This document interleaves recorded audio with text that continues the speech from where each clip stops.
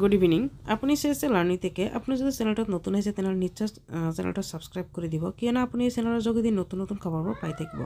আৰু আজি মই আপোনালোকৰ সৈতে পিটিআৰ জিটিপিজিটি সম্পৰ্কে কথা পাতিম অৰ্থাৎ আপোনালোকক এটা ক্লিপ শুনাম প্ৰমোদ বড়ো ছাৰে ইতিমধ্যে কৈছিল যে আপোনালোকৰ জিটিপিজিটিৰ নিযুক্তিটো আপোনালোকৰ জানুৱাৰী মাহলৈকে দি দিব অৰ্থাৎ জানুৱাৰী মাহৰ ভিতৰতে আপোনালোকৰ জিটিপিজিটিৰ নিযুক্তি দিব কিন্তু এতিয়ালৈকে কিন্তু ৰেজাল্ট দিব পৰা নাই আৰু আপোনালোকে জানে হয়তো সপ্তাহ 10 দিনৰ ভিতৰত হয়তো কোড অফ কণ্ডাক্ট লাগি যাব পাৰে পঞ্চায়ত ইলেকশ্যনৰ কাৰণে যদি পঞ্চায়ত ইলেকশ্যনৰ কাৰণে কোড অফ কণ্ডাক্ট লাগি যায় তেতিয়াতো আপোনালোকে জানে চৰকাৰী কামবোৰ বন্ধ থাকিব যদি এতিয়ালৈকে আপোনালোকক যদি জিটিপিজিটিৰ ৰেজাল্টখিনি দিব পৰা নাই তেনেহ'লে আচলতে আপোনালোকৰ নিযুক্তিটো জানুৱাৰী মাহত হ'বনে নে ইলেকশ্যনৰ পিছত হ'ব কিয়নো পঞ্চায়ত ইলেকশ্যনৰ পিছতে আপোনালোকৰ আছে আকৌ MCLA ইলেকশ্যন ইতিমধ্যে কৈছিল জানুৱাৰী মাহত দিব কিন্তু শেহতীয়াকৈ কৈছে যে অৰ্থাৎ ফুৰিবাৰী ব্লকত হোৱা মিটিঙত কৈছে যে অতি সোনকালে আপোনালোকক নিযুক্তি দিব বুলি আপোনালোকে এই ক্লিপটো চাওক আৰু আপোনালোকে ভাবকচোন আপোনালোকৰ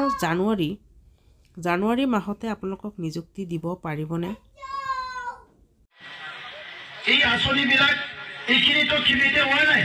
আজি আমাৰ ল'ৰা ছোৱালীক শিক্ষা গ্ৰহণ কৰাত বহুত অসুবিধা হৈছে 20-25 বছৰ স্কুলবিলাক চোৱা নাছিল আজি আমাৰ দিনত আমি প্ৰায় 1400 স্কুল ৰিপেয়াৰিং কৰিলো যাতে বৰষুণ পৰা স্কুলত বহি আমাৰ ছাত্ৰ ছাত্ৰী ক্লাছ কৰিব লগা নহয় এই কাৰণে 1400 স্কুল আমি ৰিপেয়াৰিং কৰিলো আৰু 200তকৈ অধিক স্কুল আমি নিৰ্মাণ কৰিলো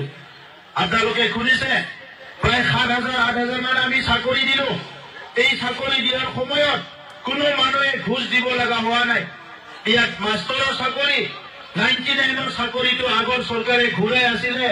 টকা পইচা খাই পেলাই মানুহবিলাক ঠগাই আছিলে কিন্তু তেখেতসকলক আমি চাকৰি দিলো টেট পাছ কৰি যিসকলে আছে তেখেতসকলক চাকৰি দিছো যিসকলৰ বাকী আছে এই সকলকো অতি শীঘ্ৰে আমি দিব বিচাৰিছো বহুতৰ কন্ট্ৰেকচুৱেল চাকৰিবিলাক ৰেগুলাৰ হৈ গ'ল প্ৰমোচনো পাই গ'ল বিটিচি অঞ্চলত